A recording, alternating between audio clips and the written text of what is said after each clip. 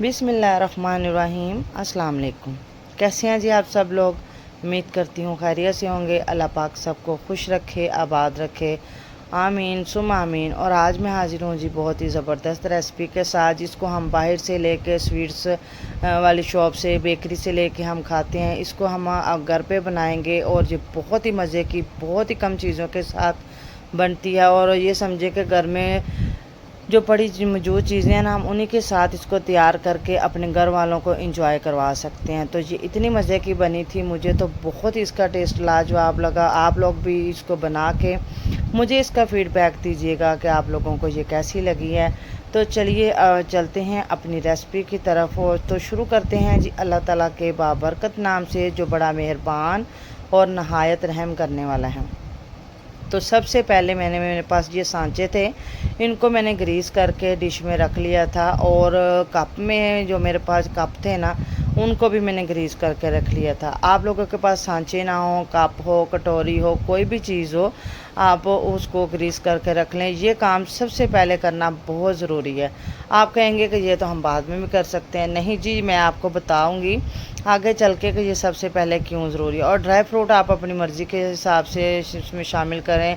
काजू, बादाम या पिस्ता, जो भी आप लोगों के पास अवेल हो, आप इसमें शामिल कर लीजिएगा। उसके बाद जी नेक्स्ट स्टेप की तरफ आते हैं। सबसे पहले जी इसमें मैं शामिल करूँगी 4 टेबलस्पून मिल्क पाउडर का, इसमें मैं शामिल करूँगी।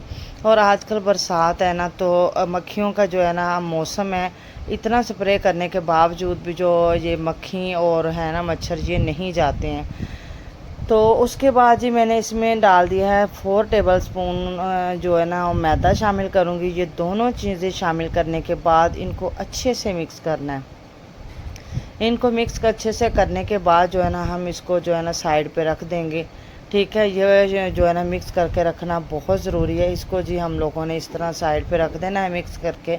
उसके बाद जी नेक्स्ट स्टेप की तरफ बढ़ेंगे। जो है ना, मैंने फ्लेम चूल्हे का ऑन कर दिया है, पैन मैंने रख दिया है चूल्हे पे। और करना क्या है जी, इसमें जो है ना मैंने 1 कप के करीब मैंने इसमें चीनी शामिल की है। जितनी चीनी मैंने इसमें शामिल की है, ये बिल्कुल परफेक्ट मेजरमेंट है, आप इसी पर मेजरमेंट को फॉलो कीजिएगा। और हाफ़ मैंने कप इसमें शामिल किया है घी। आप लोगों के पास अगर देसी घी अवेल हो तो आप वो ज़रूर इसमें शामिल कीजिएगा। हाँ, ऑयल से ग्रेस कीजिएगा, ऑयल मत शामिल कीजिएगा, क्योंकि ऑयल से जो है ना हमारी, अगर हम कुछ भी मीठा बनाना चाहते हैं ना, तो उससे जो है ना अच्छा टेस्ट नहीं आता, ना ही अच्छा कोई उसका फ्लेवर आता है। तो मैं तो यही रेकमेंड करूँगी कि आप इसमें जो भी मीठी चीज़ बनाएं, कोई स्वीट्स बनाएं, कोई चावल वगैरह बनाएं, कुछ भी बनाएं, अगर तो उसमें जो है ना घी शामिल करना हो तो आप देसी घी कर लें, या वैसे डालडा घी कर लें, कुछ भी कर लें, लेकिन ऑयल शामिल मत कीजिएगा। तो अब जी मैंने चीनी इसमें शामिल कर दी, घी शामिल कर दिया, फ्लेम को मैंने ऑन कर दिया। अच्छा, जब इसको इस तरह शामिल करते हैं ना घी के साथ चीनी को कैरमलाइज़ करने के लिए, तो इसमें ना थोड़ा सा टाइम लगता है। आप लोगों ने परेशानी होना कि जैसे हम लोग, वैसे तो अगर हम चीनी को पैन में डालते हैं ना, तो फ़ौरन से वो कैरमलाइज़ होना शुरू हो जाती है। और ये जो है ना, ये अभी टाइम ले रही है। और आप लोगों ने परेशान होकर इसकी आँच को बिल्कुल भी नहीं तेज़ करना, क्योंकि अगर आप इसकी आँच को तेज़ करेंगे तो एकदम से ये इस तरह कैरमलाइज़ होना शुरू हो जाएगी, तो फिर बिल्कुल भी नहीं कवर की जाएगी। इसलिए हमने मीडियम टू लो फ्लेम पे इसके कैरमलाइज़ होने का इंतज़ार करना है। साथ साथ इसको जो है ना हम लोगों ने मिक्स करते जाना है। मिक्स करते हुए इसको हिलाते जुलाते हुए कैरमलाइज़ करेंगे। तो ये 5 से 7 मिनट कैरमलाइज़ होने में ले लेती है। तो ये देखें जी कैरमलाइज़ हो गई है तकरीबन।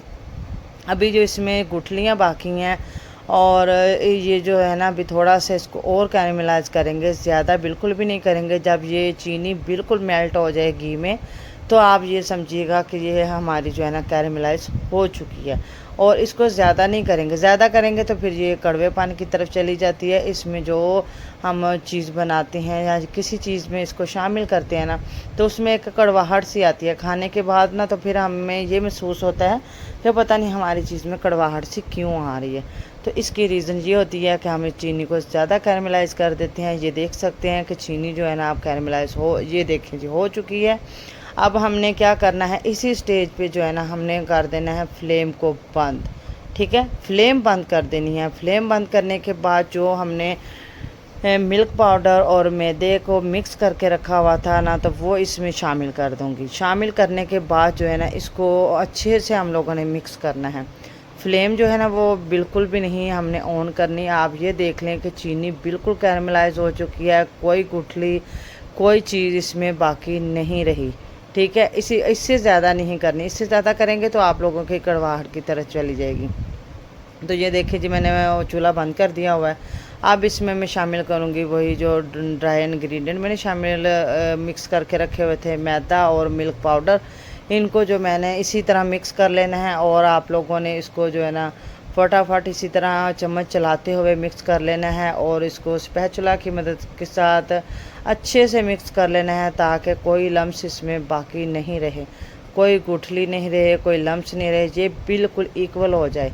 ठीक है, तो इसको जो है ना, ये भी 1 मिनट के अंदर अंदर काम जल्दी से हो जाता है और इसको करना भी हम लोगों ने जल्दी से है, क्योंकि ये बहुत जल्द जो है ना वो ये थिक होना शुरू हो जाएगा। और अगर ये ज़्यादा थिक हो गया तो फिर जब ये तैयार होगा ना सोन हलवा, तो ये काफ़ी हार्ड हमारा तैयार होगा। तो सबसे इसकी जो मेन टिप ये भी है, इसको जो है ना अच्छा बनने के लिए और सॉफ्ट होने के लिए, तो ये जो है ना इसको इस स्टेज पे हम लोगों ने जल्दी जल्दी मिक्स करना है, ताकि ये हार्ड ना हो। और जो सांचे हम लोगों ने पहले से क्रीज करके उसमें जो है ना ड्राई फ्रूट डाल के रखे थे, वो भी इसीलिए डाल के रखे थे। अगर इस स्टेज पे हम अगर सांचे तैयार करने बैठ जाते तो फिर ये जो चीज़ हमारी थी ना, ये हमारा ख़राब हो जाना था, ये वाला मिक्सचर। तो इसको जो है ना हमने सही करने के लिए इसको ये देखें जी, अच्छे से जब ये मिक्स हो गया ना, तो अब इसको फ़ौरन से हम लोगों ने सांचों में जो है ना वो डालना शुरू कर देना है। आप लोगों के पास जो कटोरी है, अगर कप रखे हैं, जो भी चीज़ आप लोगों ने रखी है ना, तो उसमें आप लोगों ने चम्मच की मदद के साथ इसको जो है ना वो जल्दी जल्दी डालना शुरू कर देना है और चम्मच की मदद के साथ ऊपर से इसको प्रेस करके जो है ना बिल्कुल इक्वल कर देना है।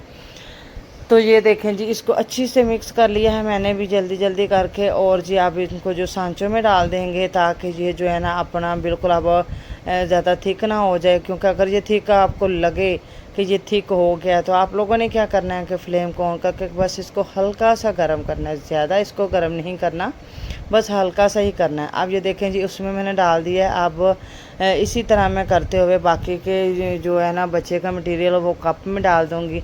कप में डालने के बाद मेरे पास थोड़ा सा मटेरियल और बच गया था, तो मैंने उसको एक प्याली में डाल दिया था। अच्छा, करना क्या है, जब आप इस तरह डालें ना, तो ऊपर से चम्मच की मदद के साथ आप लोगों ने अच्छे से प्रेस करके ना, तो ये इनकी शेप को अच्छे से सही कर लेना है। ठीक है, और मैंने ये इनकी सारा करने के बाद ना, मैंने थोड़ी देर के बाद ये सांचे निकाल दिए थे, लेकिन तब लाइट ऑफ हो चुकी थी हमारी और मुझे वीडियो बनाना तब जो है ना मैं नहीं बना सकती थी, इसलिए मैंने जब सांचे निकाले तो मैं उनकी वीडियो नहीं बना सकी। तो सांचे ये बहुत आसानी से निकल जाते हैं, बिल्कुल भी नहीं। आप ये देखें, मैंने हल्का सा उसको प्रेस किया है तो वो बिल्कुल जो है ना वो निकल चुका है सांचा। ठीक है, तो इसी तरह जो है ना मैंने उनको निकाल के रख दिया था, फिर थोड़ी देर इसको ठंडा होने दिया, हार्ड होने के लिए रख दिया। और ये इनकी सबसे बड़ी बात है, ये दांतों के साथ बिल्कुल भी नहीं चिपकते। आप लोग एक बार बना के इसको ज़रूर ट्राई कीजिएगा। और जी आप मुझे दीजिएगा इजाज़त, मैं मिलूँगी एक बहुत ही यूनिक रेसिपी के साथ, एक नई रेसिपी के साथ। तो अगर आप लोगों को मेरी ये वीडियो अच्छी लगे तो मेरी वीडियो को लाइक कीजिएगा, चैनल को सब्सक्राइब कीजिएगा और बेल आइकन को तो प्रेस करना बिल्कुल भी मत भूलिएगा, ताकि इस तरह की मज़ीद नई नई रेसिपी आप लोगों तक पहुँच सके। जज़ाकल्लाह खैर।